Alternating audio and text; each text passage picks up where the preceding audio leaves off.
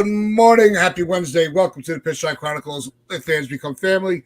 I'm Uncle Tats. I'm here with Rob and Donald. And we are in the midst of the All-Star break. And believe me, we need a break from the Yankees. The way that the first half of the season was as pretty much flip-flopped as you could ever get. It was like a tale of two seasons already. But while we are in the All-Star break, we are going to be going through our grades of the offense, defense, catches, starters, relievers, managers, coaches. We will be breaking it all down for all of you, and we will also give our takes on the All-Star game itself and the Home Run Derby later on in the show. But let's lead it off with the team that we all root for, with the Yankees. And we do come into the All-Star break with a very favorable record. But like I said, it's a tale of two halves with this season so far. Because the first half, nobody can beat us. The second half of the first half, everybody can beat us. There are a lot of games we even beat ourselves. So, a lot. With that being said, when you are going to be starting off the reviews, let's start with the starting rotation. And what makes the starting rotation interesting is we went through most of it without our ace and still ended up where we are, where the division is not, we're not out of the division. You know, we're still in very good shape, but there are still a lot of concerns about the direction of this team coming into later in the week. When it gets to this starting rotation, I would have to grade it. I would say it's been a B, maybe a B minus. I'm gonna go B minus on the starting rotation because you're starting to see a lot of the headaches from last year rear its ugly head again, and that really comes down to Carlos Rodon. Carlos Rodon has really kind of hit the skids on the progression and the momentum of what this team can be. So when you look at Carlos Rodon and the rest of the rotation, how do you guys feel that the rotation has panned out to start the year? I'm giving it an A. I think, and the reason because we didn't have Garrett Cole for so long, and they still fought through it. And without Clark Schmidt, you look at how well he pitched. Luis Heel had a rough couple of starts, but overall he was fantastic. Cody Poteet stepped up in a big way in a few spot starts. Nestor Cortez has been better than I could have expected him to be.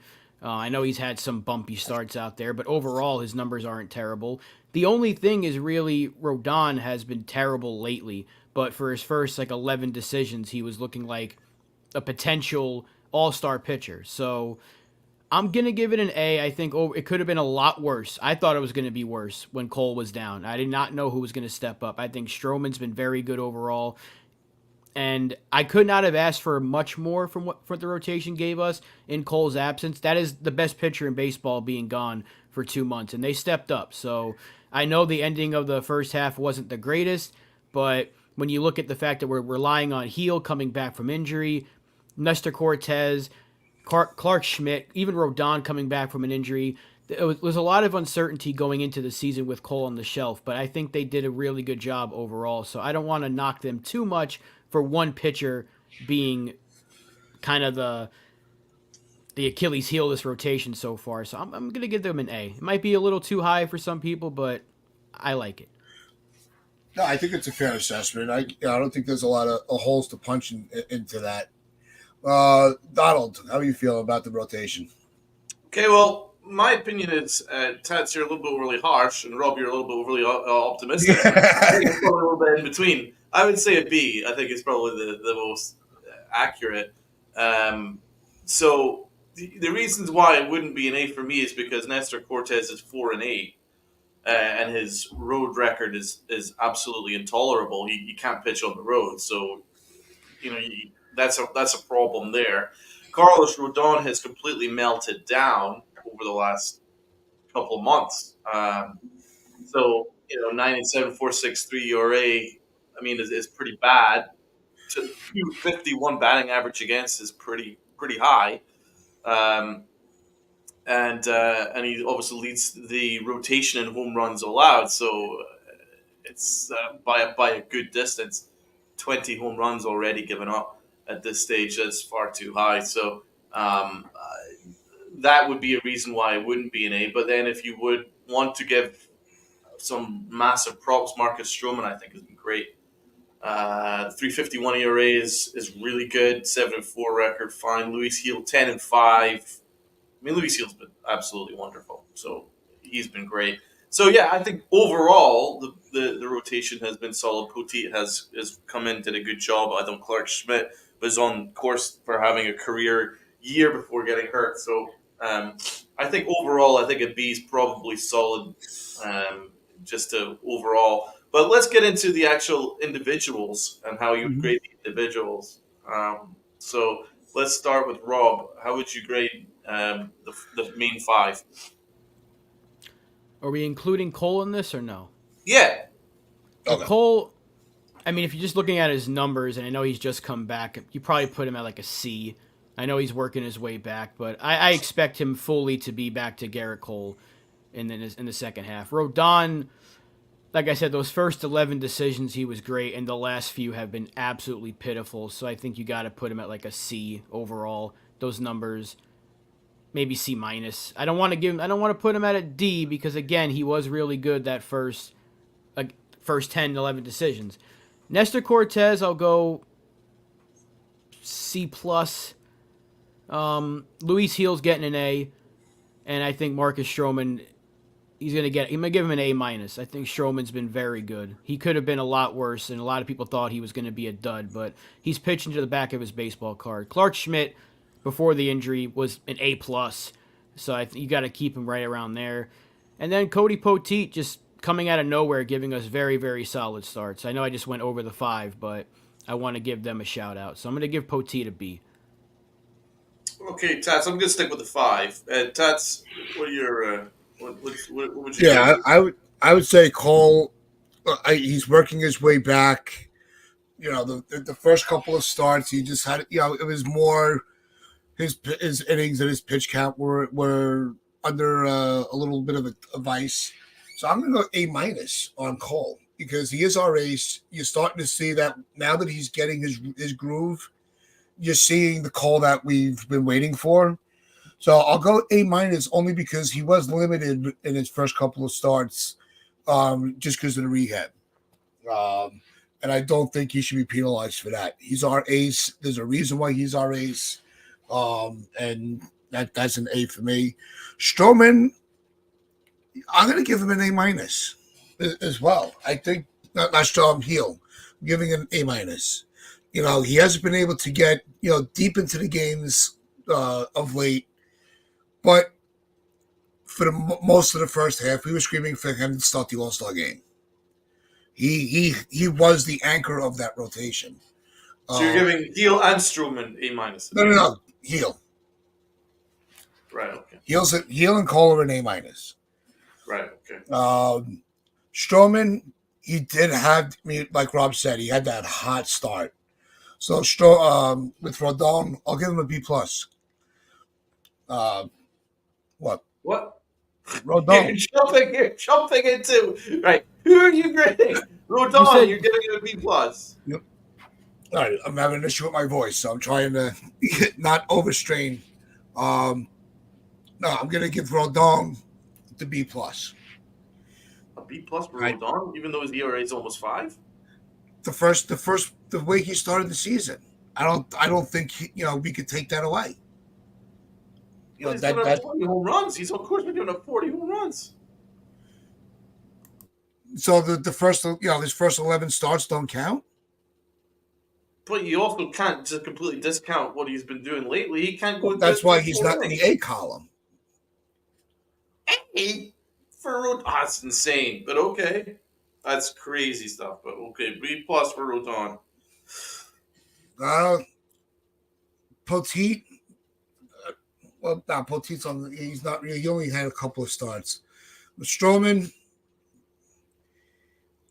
I'll give him an A minus. I think Stroman's been that bulldog of the middle of the rotation. Um, it's. I don't think there's too much you can be overly critical on Stroman. Um, Maybe the innings, but that's about it. Throwing a lot of pitches in an inning, but nothing's really gotten away from them. Nah, I'm gonna give Schmidt an A as well. No, we're sticking with 5. As I said, we're sticking Right. with 5. So those are my 5. Far too long. Right. How much have you given Cortez? What's your grade for Cortez? Cortez C plus. Okay. He gets the plus because of his home record, but you got to be able to pitch on the road. So 3 of the 5, you're giving an A minus, but your overall grade for the rotation is a B minus. Yeah. Because I am,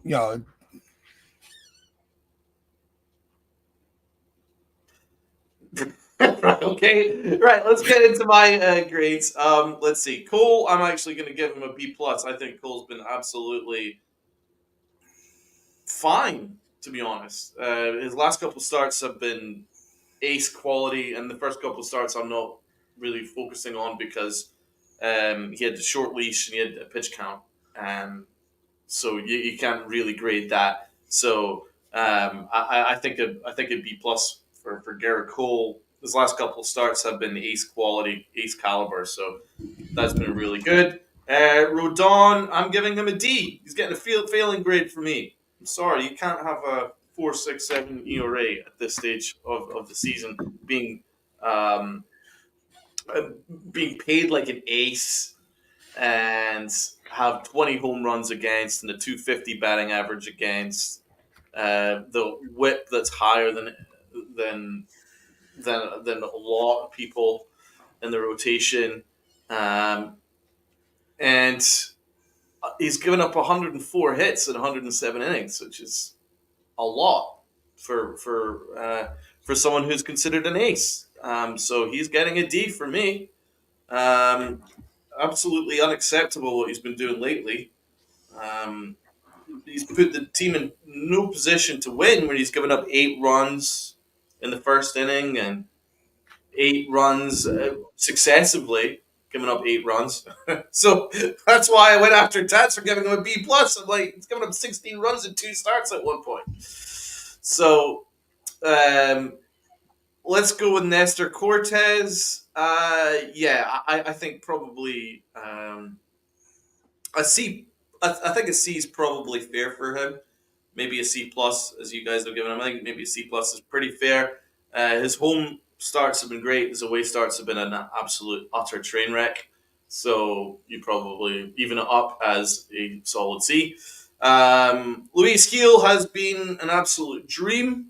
And the fact that he's come back after a rough couple of starts to be absolutely unbelievable and unhittable just shows who he is. So he's getting an A for me. He should have made the All-Star team. The fact that Clay Holmes made the All-Star team and not Luis Gil is something that is actually probably an offense that should have meant prison time for whoever was involved in MLB for that. I'll say Marcus Stroman, much deservedly, A minus. I think Stroman deserves an A minus. He's been absolutely excellent this year. Really solid ERA. 3.50 ERA. You take that all day long. He's only allowed 8 home runs through the first half of the year, which is fairly solid. 237 batting average against. Not bad at all. He's on a 7-4 record, so really, really good. So yeah, he's getting an A minus for me. And overall, I'm giving the rotation a B. Okay. That's the rotation. Pass. All right. So the other part of it is also the relievers and the bullpen. I think the bullpen overall, I think it's really the most solid mixture of good and bad. because just like with the starters, while we were waiting for Cole to get back, the bullpen really held everything down. They were able to, we had one of the best bullpen ERAs up until we hit that, that bad month of June. So it's hard, this is a very hard first half to grade. It really is. Because you can look at one player and have two different evaluations. I want to start with the closer out of the pen. And I think with him, he's very tricky. I'm going to just give him a straight B. I know he's had some blown saves of late and some rocky innings, but he went all the way into almost the end of May, beginning of June with a 0 ERA. So I got to give him the curve on that one.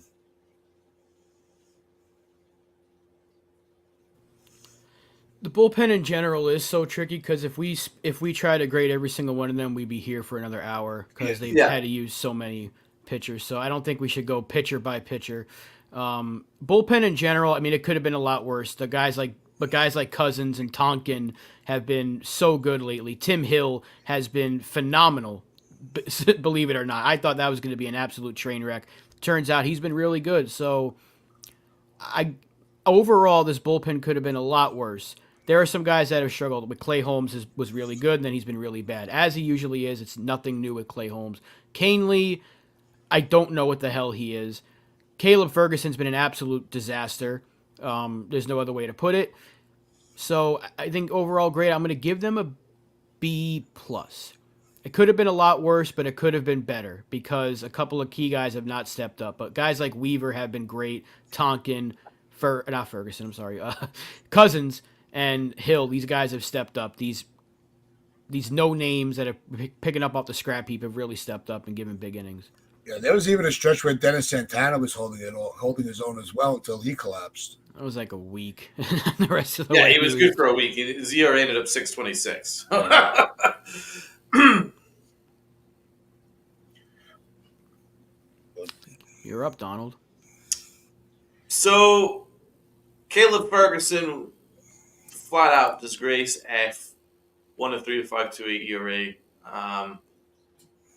You got guys like Clayton Andrews, 27 ERA. So those guys really struggled. Then Victor Gonzalez lasted about 2 months before being DFA'd, even though he had a 3.86 ERA. I don't know why he would be caught in favor of Caleb Ferguson. But Jake Cousins was great. And Tonkin was amazing. 2-1 with a 1.47 ERA. It's amazing, Tonkin. He was an absolute A quality. Tim Hill, phenomenal. And then we get to guys like Luke Weaver, who I thought deserved an all-star spot over Clay Holmes. Luke Weaver was 4-1 with a 2.47 ERA, and he's pitched over 54 innings. So to do all that over 54 innings is really freaking good. So he deserves a ton of credit. So he's been great. So overall, I'm giving the bullpen a B. There's the problem with the bullpen is that there's nobody that can strike anybody out, and that's a big problem. But overall, the scrap heap guys that we've turned to, about 80% of them have worked out, and that says a lot. It's a pretty good success rate, I would say. As for Clay Holmes, what would I grade him? I would grade him. He's got a 1-4 record. He's got 6 blown saves. I'm giving him a D. And so I'm giving the bullpen overall a B. And Clay Holmes a D. Because fuck him. Yep. Your favorite player. Come on. All right, let's. The only reason he doesn't get an F is because Holmes had a very good. However, he leads in blown saves, and it's just the first half. Exactly. Well said, FJ. Isn't he also leading or right behind the leader in completed saves? He's got 21 saves.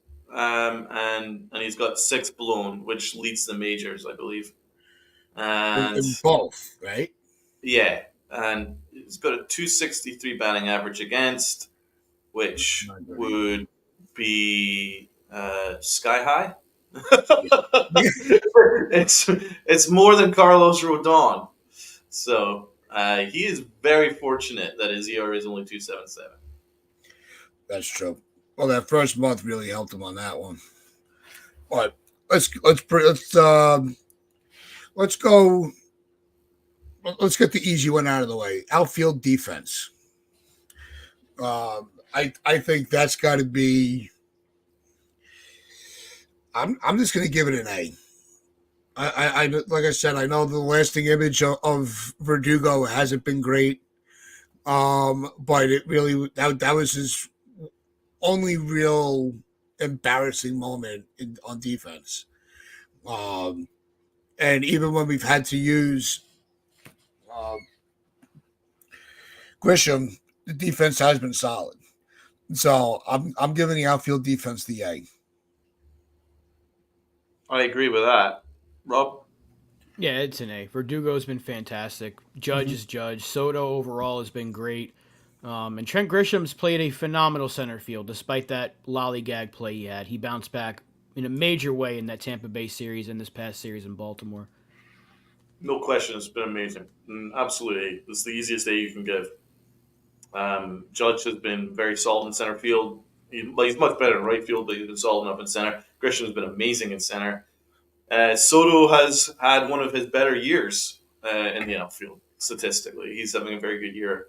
And Verdugo, with that one play aside, has been the best defensive Yankee left fielder we've had in a long, long, long time. Yeah, so as I said, that was the easy one to get out of the way. Now comes the fun part. Let's break down the infield defense. And that's where there's been a lot of moving pieces with players. A lot of players that really, when you look at LeMahieu, Rizzo, Rice, got Cabrera, Volpe, and Torres. There's a really good mixed bag of opinion because there's players that were going to be like they're doing fine, and then you got guys like Torres who've kind of been. Rizzo's defense, I think, took a little step back. I don't think he was scooping the ball as well. That's for Um, sure. so he was struggling with that, but who knows what was contributing to he is on the IL. But I think overall, I got to give him a C. I don't think the defense is as solid as we think, especially when your bullpen is full of ground ball pitches. Ken put it in the chat. So, 6 errors, contributed to blown saves. So that falls on the defense, and it falls on the infield because they haven't tightened it up. So I'm just going to give the infield defense a C. Aside from Anthony Volpe, they've all been bad. I can't grade Ben Rice just yet. He's only been there for a handful Yeah. of days. It's getting a D minus for me. It's been atrocious, and it's been brought up in the chat several times. 6 errors by this infield, really, or a lot of them by the infield, have contributed to a lot of those blown saves. One of them is on Volpe just the other day. Yeah. They have screwed a lot of opportunities, and it specifically goes to guys like Gleyber Torres and Anthony Rizzo. DJ hasn't been very good. So, aside from Volpe, who outside of that rough play the other day, has had a very good season, this infield defense has not been good. And it's a real concern. They absolutely have to get at least one infielder at this deadline. I'm with Rob there. D minus is my grade too. Let's be honest here. Volpe's having a Gold Glove caliber year short. I'll give him that. But we've got a massive chasm at third base. and we've got a problem at second base. Gleyber Torres leads all second basemen in errors, and he's second most errors in the majors for a long time. I don't know if that's still the case, but it was up until a week or so ago. So he's just been a disaster there. Anthony Rizzo played the worst first base of his career before he got hurt. I've never seen him play worse at first. He's very fortunate that he didn't have a ton of errors put against him. So overall, it's a D minus. It's been a complete mess. Oswaldo Cabrera has played an okay third, but metrically, he's not been good there. It's been all over the place. It's been a mess, and that's why the Yankees are struggling right now. A lot of it is because of the infield defense. Yeah, it's. I think in the chat they're seeing. Obviously we've all been hanging out together. In the mornings all season. But they all. We're pretty much all in agreement that the infield definitely is an issue. This is. I think the infield is almost shifting into the priority for the trade deadline. And getting some tangible defensive players on this roster, because this is not sustainable, especially if the goal is. The mission every year is to win a World Series. This defense is not going to allow you to do that. Yeah, we could put the blame. We could put the finger. Point the finger at Holmes. We could point the finger at guys in the bullpen, the manager. But it really everything circles right now is circling around the defense, especially in the infield. We need we need new players on the corners. I think Ben Rice will be fine, but I'd like to, if we're able to get somebody that plays first and third, I would feel a lot better. But we'll dive really into the needs for the trade deadline at a later date. Let's probably DJ LeMahieu actually. He is actually considered great defensively. His fielding run value is considered great. It's in the 81 percentile. But even then, I still feel like his range is somewhat diminished because he's let a lot of balls go past him at third base. But he's made every single play that's to him at third. So that might have something to do with it. So he's the only reason why it's not a flat-out F, because DJ has played fairly good at third base, but obviously offensively it's been a complete train wreck. Yeah. And the other weird thing about the infield defense, sometimes they make the hard plays seem simple. And then the routine balls, that's like they're a little lackadaisical in their effort. Fact, I agree with that. And it shouldn't be that way. If it's a really tough play and it kicks off the tip of the glove, you're like, well, I'm surprised he even was in range to catch that. That ball was hit so hard. Those are the plays that they're making. It just doesn't make any sense. It really doesn't. Even we'll see flashes from Torres. We were like, wow, that was actually a great play. Why can't you do that all the time? Torres has great range for his position. It's just he isn't consistent. Yeah, it goes back to his baseball IQ. Yeah, I think his mind goes blank. And sorry, that's not sustainable, especially on a championship team. No, not at all. All right, let's get to the catcher. Now, this one, I don't even know where to start because I don't think either one of them have played consistent enough to really get a feel for, especially with Wells. So, I mean, it's only the two. It's Wells and Trevino, who unfortunately is on the IL, or fortunate, depending on how where you look at it. But when you're grading Wells, how do you grade a guy that's really not given the opportunity to gain momentum? Players that they don't have, they don't focus on the lefty-righty matchups like they do in the major leagues. So, are you going with catcher defense or just the catcher overall? I'm going to go overall. Okay. So no, we can go individual. We could go either on both. We'll give them 2 grades each, because I think that'd be fair. Well, no, I think we just did to do it overall. So let's just get to the catcher. What's your grade for Austin Wells? I'm I'm giving him a C plus. You know, I think it could be higher, but like I said, he's really not getting the amount of starts that I want him to. For to really see when he gets consistent playing time, what he could be. Okay, so for me, I'm giving Austin Wells a B. I think he's been excellent. Fielding run value in the 87th percentile.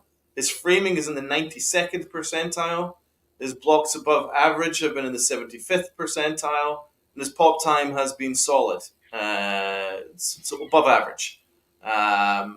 So offensively, we haven't seen enough of him. That's been kind of irritating. But his OPS is starting to climb up a little bit. He's been much better of late because you're starting to see him get consistent playing time. The best thing that could have happened to Austin Wells is Trevino getting injured. Sorry, Trevino, but that's the case. That's a good thing because the Yankees would never have given him the opportunity that he deserves. I think Wells has done a very good job. I'm giving him a B. He had a slow start offensively, but it's picked up of late because he's getting consistent playing time, and his defense has been right there. It's been better than Trevino, in my opinion. So he's getting a B for me. Rob. I'm gonna give Wells a C plus. Again, it's hard to really judge a player when he hasn't had a ton of playing time, but defensively, I think he's been fine. Offensively, he's starting to come around, but I'm hoping. Well, now they kind of have no choice to play him as much as they can. So we'll see if he's for real or not. This is his real chance, and this is the Yankees' chance to finally wake up and stop using this platoon nonsense and go with the better player. Trevino has been terrible. He had a decent start to the season, and his defense was rough. Then he picked it up, and then he's just been overall bad. I gotta go D minus. It wasn't bad enough to be an F, although you could say it was with that 9 stolen base game. But Yep. D minus for Trevino. And it's a shame because I like Trevi, but he's just at this point I don't think there's any need for him. Agreed. Tats. Well, with Trevino, I'm going D. It's been dreadful watching him behind the plate.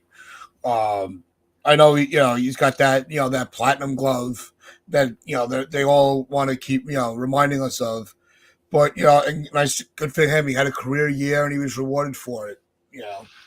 But there's a reason why he was they were playing hot potato with him during in that off season. I just don't. I have no confidence in Trevino anymore. None. And his inability to throw out runners. So if you're a catcher, you have to control the run game, and he just doesn't have it. I think he's completely lost. It's a shame that he's on the IL. You never want to have to take care of an issue that way, but I think it's going to be better for everybody with him on the IL again. You give him a chance to kind of collect himself, evaluate himself, and it's going to give the Yankees more time to give Wells time. No, there's no question about it. So he's getting a D. Yeah. Right. So I'm looking at his Savant page. He's in the 100th percentile in framing, but he's got the worst pop time in the world. 3 percentile, and his cut stealing above average is in the 10th percentile. So that's all massively incompetent. Fielding run value 97%, but then base running value he's in the minus, and batting run value he's -3. So offensively he's a joke. So I'm giving him a D minus as again I'm agreeing with Rob there. D minus I think is probably what he is. His defense has been good enough. But then when you give up a record number of stolen bases, that affects your defense too. So offensively, he started off really good, but then has fallen off a cliff. And if there's one guy that I was actually pretty happy that there was an injury. I hate to say it was Trevino, because he was hurting us, and the Yankees are obsessed with him because they love him so much. But his performances have been a problem, and we were always playing behind the eight ball when he's catching because everybody could steal on him, and that was a massive problem. So I think a D minus for him. Yeah. No, look, you can point out the framing. Look, his framing has never been the problem. It's everything else around his game that's becoming a problem. So it's definitely something that they really need to I don't even know at this stage if how much work they can do. I know it's not impossible for players to reinvent themselves in their career, but when you're a catcher, it's my opinion. I think it's just a very tall task to have him make that many improvements going forward this season. He's shot. Yeah. Let's get the individual grades to the infield done out the way, and then and yeah, let's just fire through them. Okay, so let's start with Benny from the Bronx. The new Benny from the Bronx, Ben Rice. What grade would you give him? Shit, A+. It's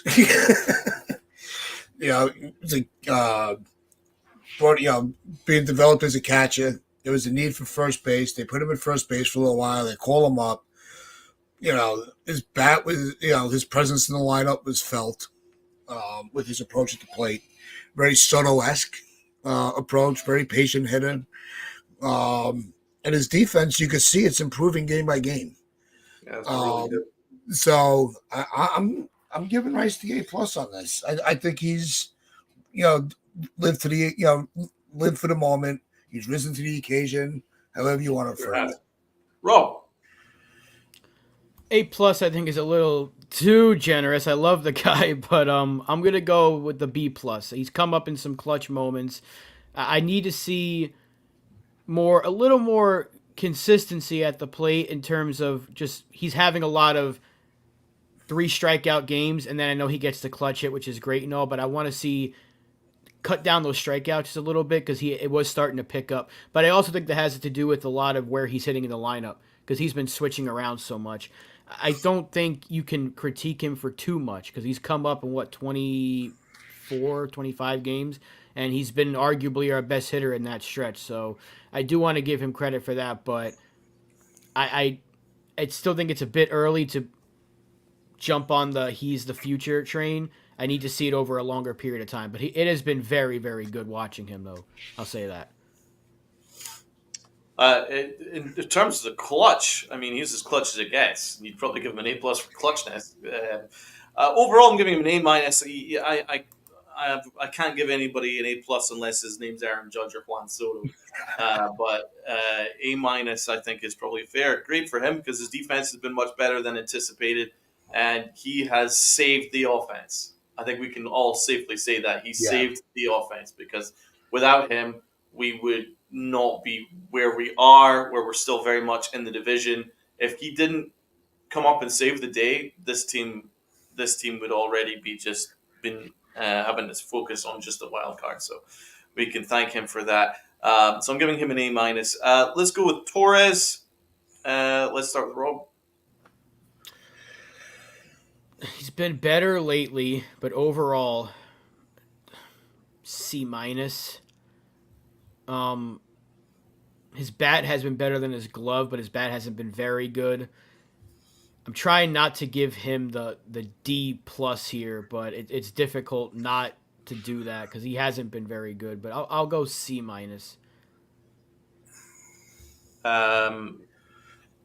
Okay. Tats. I'm just going to go right down. I'm going with a C. I think his bat's been there. He's had some good at bats. He's made some of those plays, like we said earlier, where you're shaking your head going, why can't you do that all the time? he has, not that they let they don't let players run the bases anymore, but he hasn't tripped over I'm his sorry, feet. Tats, I've got to stop you. He's offensively, his OPS is 654. His OBP is 307. He only has eight home runs. What is it that you're seeing offensively that would give him a C? I don't think the outs for him have been as easy of late. That's why I'm not giving him a plus or a minus. Because I think that he's trying to make the adjustments to be a little more patient at the plate. But dude, he's not, because he's doubled in strikeout rate. His K percentage is in the blue. It's like 30%. He's doubled his strikeout percentage from last year. Last year was like 14%, and it's doubled now.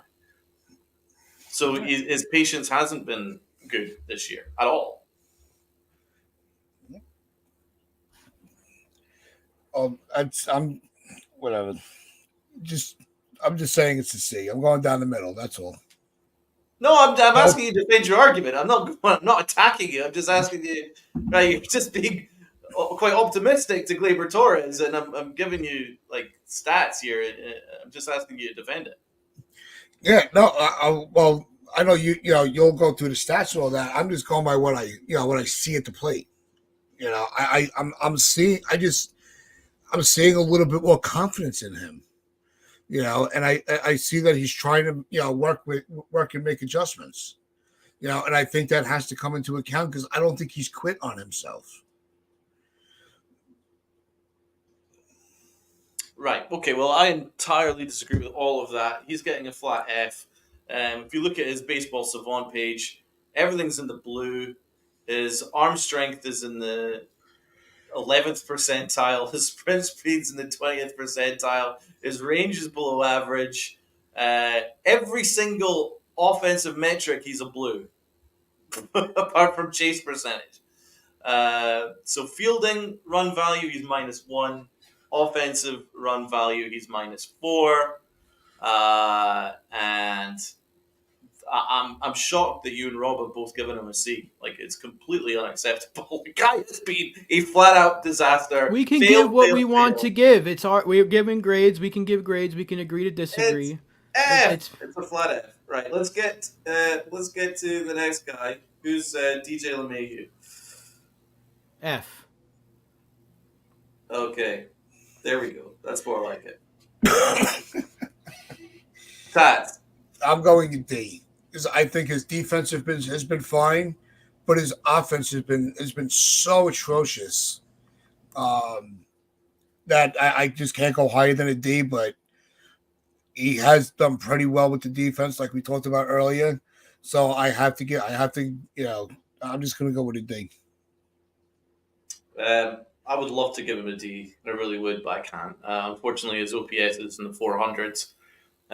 So as good as defense has been, his offense has been shambolic, a disgrace, unacceptable, and anyone that would have those kind of numbers on any other team would have been cut. Flat out cut. And it wouldn't have mattered how many years were on his contract. If you're giving you a 400 OPS, he has to be cut.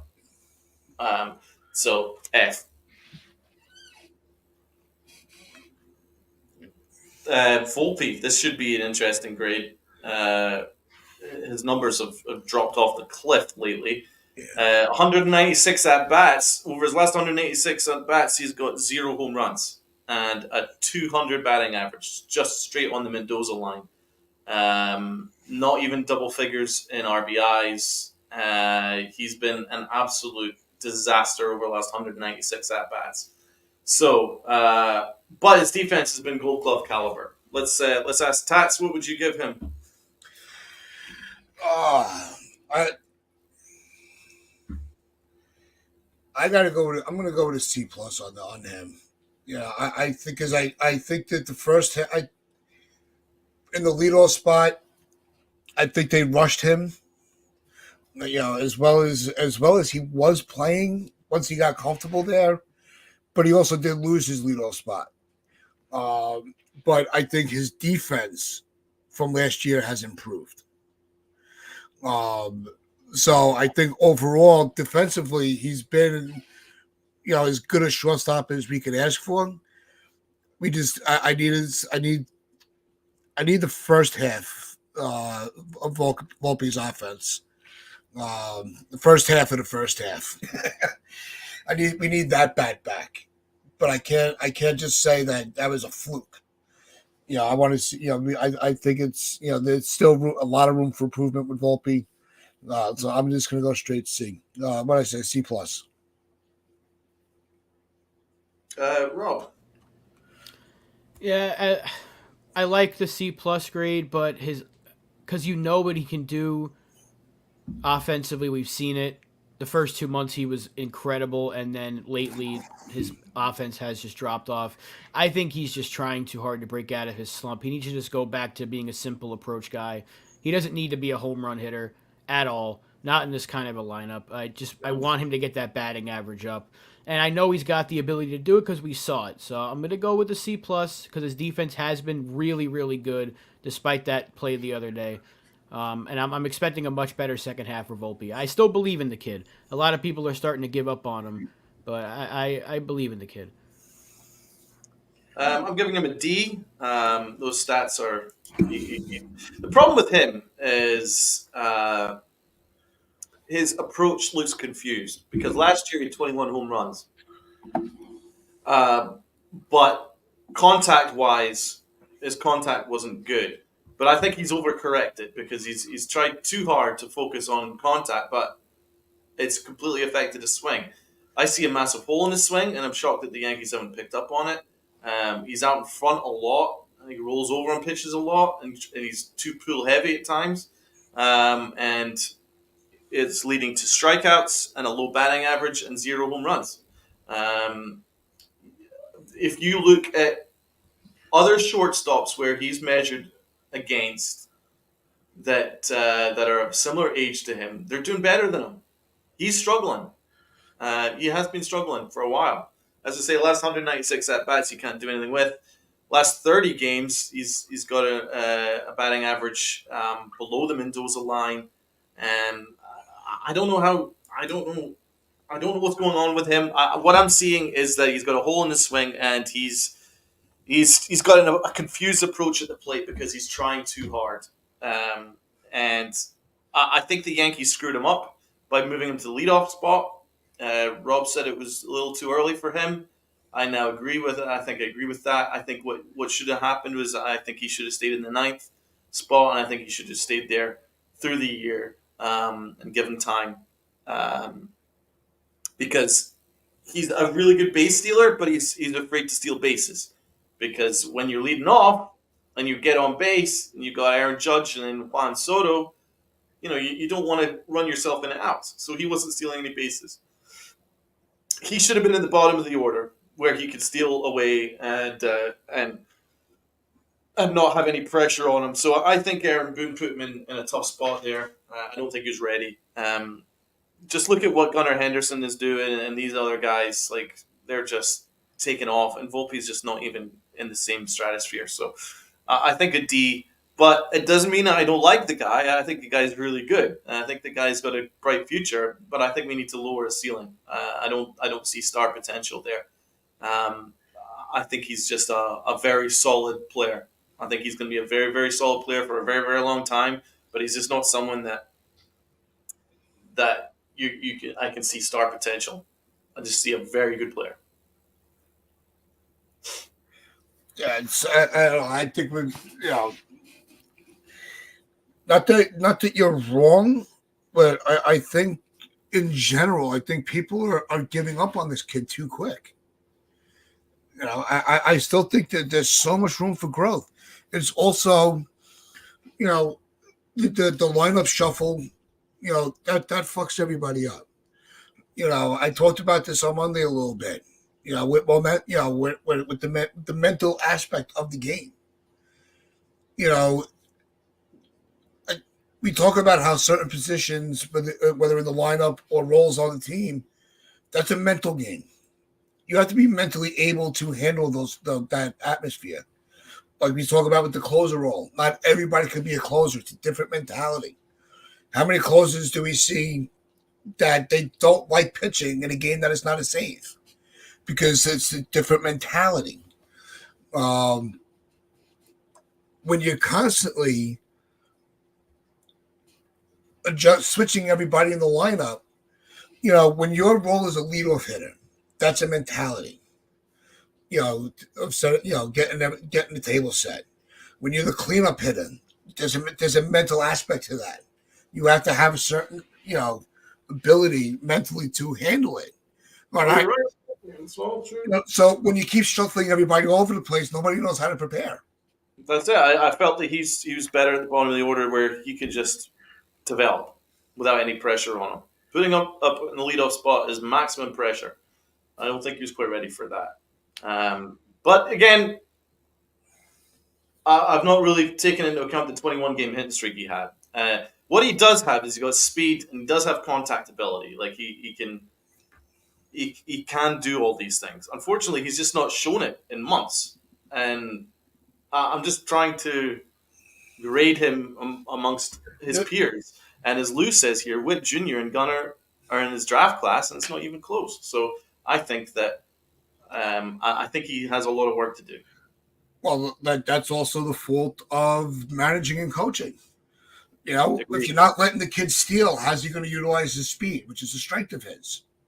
So let's get to grading on those guys. Yeah, but first of all, let's grade our trio, including Stanton. Actually, will be good for. Let's get to the outfield guys, and let's start with Aaron Judge. I think this should be fun. A++. Yeah. He's the best player in baseball. There should be no discussion about this. 0. Move on to the next player.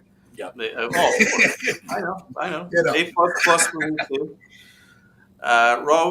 Tats. No, it's A+. Come on.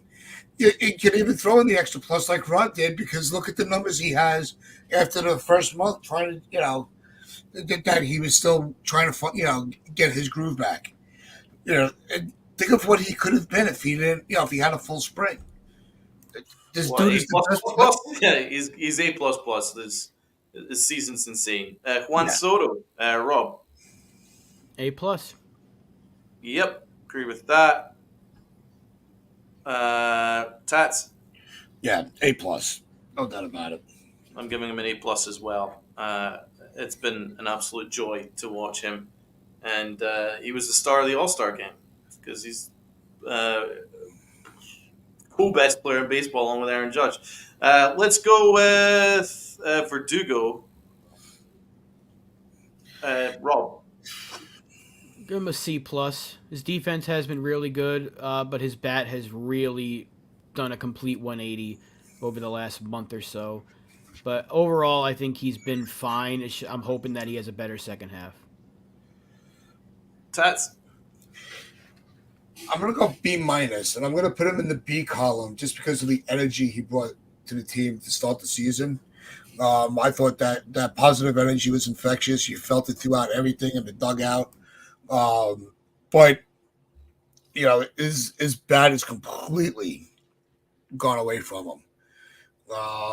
But it has not affected his defense.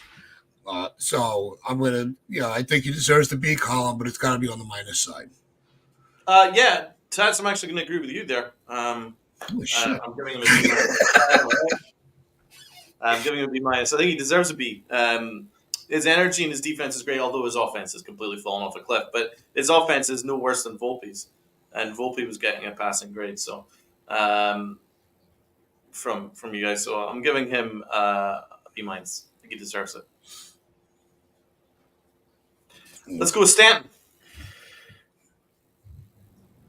B+. A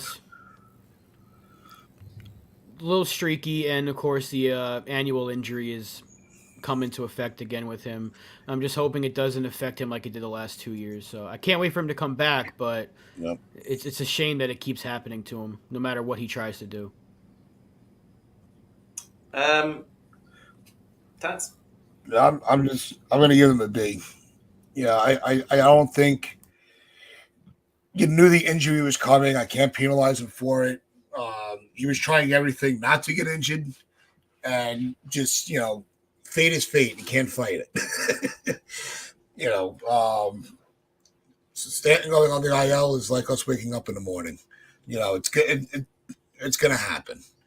Um, but when he is on, when his bat is on, he's unstoppable. So you can't go any lower than a B. I don't think. I agree. I'm actually going to give him an A minus. This offense Okay. desperately needs him, and he's surprised us all with what he gave you. I don't think anyone expected him to be this good and this missed.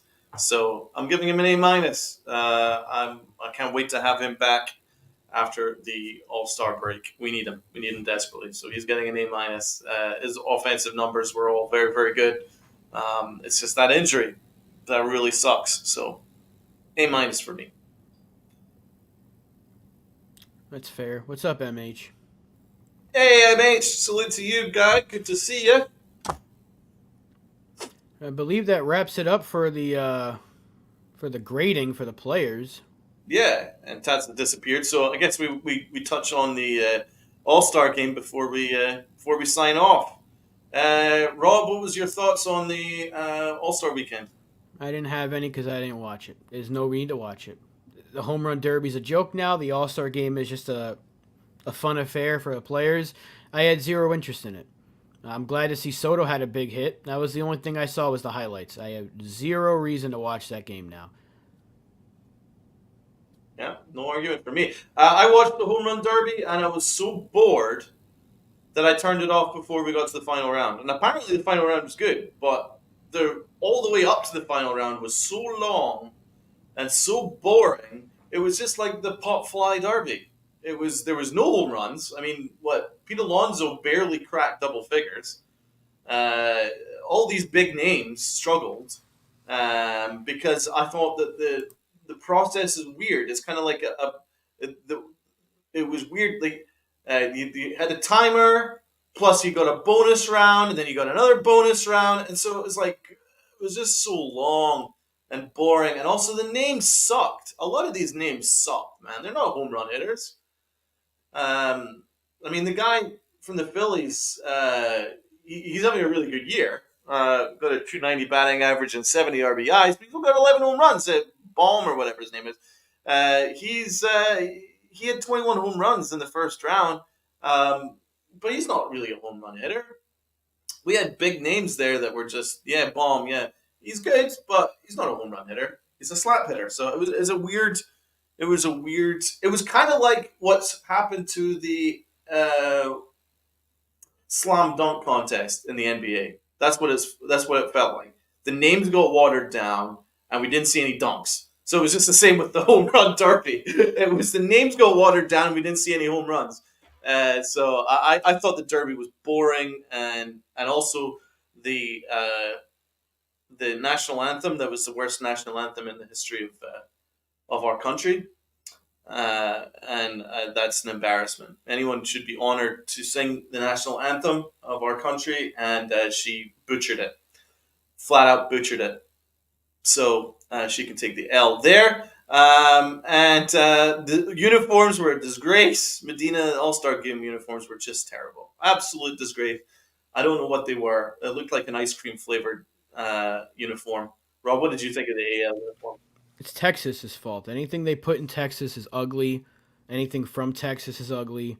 It makes sense that the ugliest jerseys of all time when they were in Texas. I didn't hate the hats. You know, the hats that had the Yankee, or your team's emblem, and it had the All Star game. The hats were pretty cool that they were wearing during the festivities, but the uniform, absolute utter meltdown, disgrace. The uniform was as bad as the national anthem. Butchering.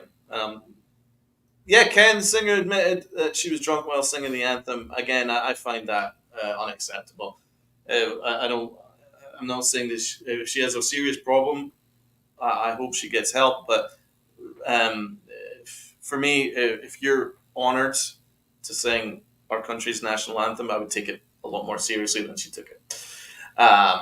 And that's all I will say about it. Because not enough people these days are showing pride for their country. And I think you show pride by your country by standing in front of the entire world and belting it out properly instead of getting absolute shit faced and writing about it afterwards. Don't like it. So anyway, let's get to the All Star game. I didn't watch a fucking inning of it. I didn't even watch a highlight of it. I just heard Juan Soto had a good hit. Good for him. I'm just happy I didn't see any Clay Holmes. I saw that Clay Holmes didn't get in the box score. Excellent. Congratulations to the. I'm going to give the W to the manager of the American League for that. Good for you, bro. No, Juan Soto was great. Rob, what did you make of it? I'm glad it's over. No, Yeah.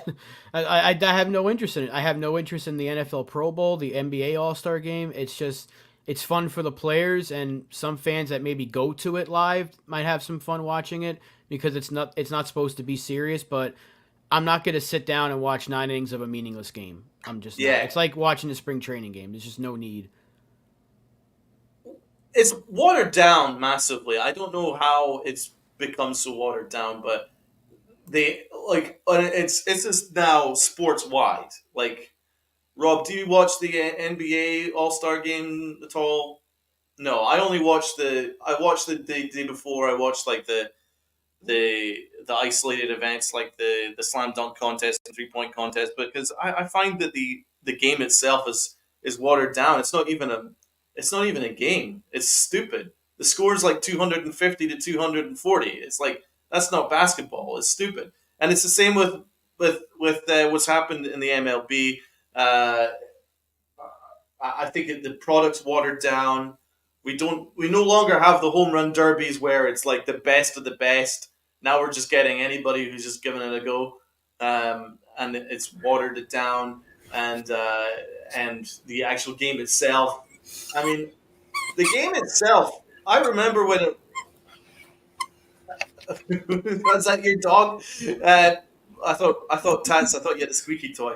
Um, No, the game itself is watered down because I remember in the 90s when it was like a big deal when you saw Derek Jeter standing beside Nomar Garcia Parra, and you saw all these big names side by side, and it was like, holy shit, this is a big deal.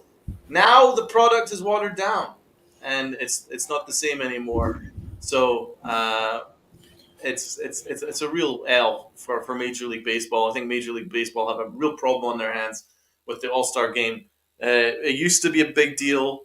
I remember when Ted Williams got wheeled out and shook hands with Derek Jeter in the All Star Game, and it was a big thing. And like great iconic moments of the All Star Game, and now it's just watered down, boring, no one cares, nonsense.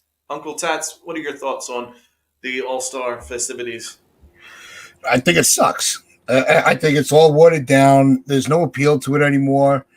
But there was a narrative that was spit out a lot over the last couple of days. The All-Star game, it's not for the adult fans anymore. It's really focused around the kids. Right? It's about introducing kids to players that they might not know about or they might not see on a regular basis. Because that's what it used to be like. That was your only chance to see a National League team that, because there was no interleague play. So it was more of a celebration of the players. I also think that players that are getting in, it's a popularity contest. It's not based on stats. True. And not that I want to switch, put this as a bashing on the Mets, but Pete Alonso was not the all-star on that team. No, that should have been Lindor or Nimmo or both. But because he has to be in a home run derby, they got to put him on. Otherwise, he wasn't going to do it. True. Stop being a baby. You want to represent the brand of the Mets. Don't be petty about it. If you're invited to the home run derby, do it. It's just petty. I also think the home run derby is it's kind of lost its appeal. It's not exciting anymore. Names have been watered down. I want to pick up on Li's point here. Oh, shocker! Yankees fans made a '90s reference. I think that's kind of insulting. The reason why I brought that up is to show how the standard has dropped and how it's no longer the big deal it used to be. The All-Star game when I was growing up, and Tats and Rob will agree, when it was actually a far bigger deal. And as Ken points out, in the past, the winner of the All-Star game got home field advantage for the World Series. So there was actually a reason for it. There was actually a reason to watch it, because you're like, shit, okay, well, if our team does well, then we could get home field advantage.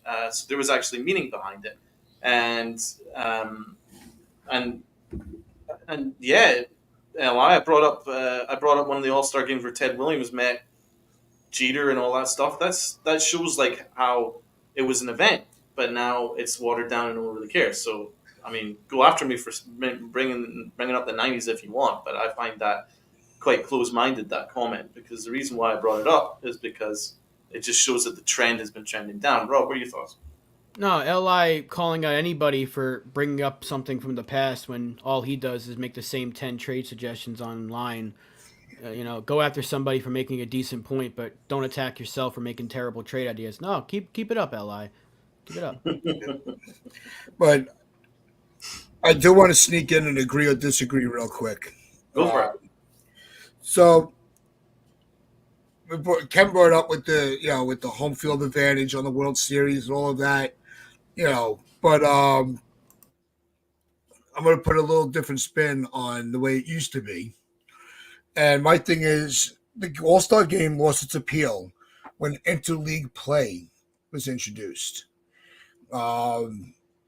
Agree or disagree? Disagree, because we always had interleague. It just wasn't as widespread as it is now. Also, once they got rid of the incentive to actually win the game, I think that's when it got watered down. That's a good point. Yeah. Tats, I'm going to agree, but with a caveat. Okay. What I would say is the increased amounts of National League games now makes the All-Star game kind of boring, because we've all seen all the players now. But before, it was kind of like a big deal seeing a lot of these National League players that you maybe don't see every day, and because obviously prior to this last year or two, where now you've got National League interleague play all the time now, it's definitely watered it down. So it's not really that big a deal to see your National League counterparts and the players on the National League. So I agree with that. I think that's a good point. So that, yeah, but obviously there's always been an interleague. So Rob's right about that. So there was a little caveat there. I would say I would agree to a point. I think it has something to do with it. Yep. And no, it's Li. The reason is, welcome back to the family. We missed you. We really did, as much as we get on your case. No, the thing with me is the All-Star game and the festivities are a way to grow the game. Bring appeal to a player where somebody is sitting with their sons or daughters and watching these players that they don't get to see. Like, we don't get to see players on the West Coast. If you're in middle school or elementary school, learning, getting into it, you're in bed by the time the A's even start playing. So you're not able to see players like Ohtani or Trout, back then. I think interleague play does have an appeal to it. There was, I remember the whole thing but interleague play used to be played in 1 week. Where you had the rivalries and there was that 1-2 week period. Yeah. When I was growing up, there was no interleague play because I'm fucking old. You didn't have any interleague games. The American League played the American League. That was it. National League. But so I do enjoy a part of the interleague play. I just think it's gone overboard, like you were saying, Donald. So is that what ruined the All-Star game? I'm actually going to disagree with it. I think the appeal is lost with all the TV deals. Excuse me. Yeah, take a sip of water, Tat. Your voice is I'm deteriorating straining. faster than Volpe's batting average this year. Yeah, I'm straining to get through the show. What's happened to you, Tats? Are you all right? You've been at a Yeah, you've it's been this way since I've been in Baltimore. I completely lost my voice in Baltimore. And I Right, just well, no need to strain it anymore. We've gone an hour and 10 minutes. Yep. We've given out our grades. It's been a great show. Why don't we call it there before Tats loses his voice completely? Yep. Because I need it back by Monday. So this coming Monday, the 1:00 game at the stadium against Tampa, Donald and I will be at the game. So if you are going to that Monday game, hit us up. We do want to meet you and hang out, have a drink, and try to interact with some of you guys that we've come to become friends with. Facts. So definitely let us know. No, that's the problem, Ken. I haven't been fishing, so I don't have that fresh air. That's it. I'm gonna tell my boss. Ken said I got to go fishing. Wait, I'm coming back to the homeland tomorrow. Home sweet home tomorrow. I can't wait. New York, I'm coming home, baby. Yep. With that being said, we do appreciate everybody. We were reading your comments. We love you all. Just remember to hit that like button, hit that share button, subscribe to the channel, and as I always say, with us pinch your pride and play hard.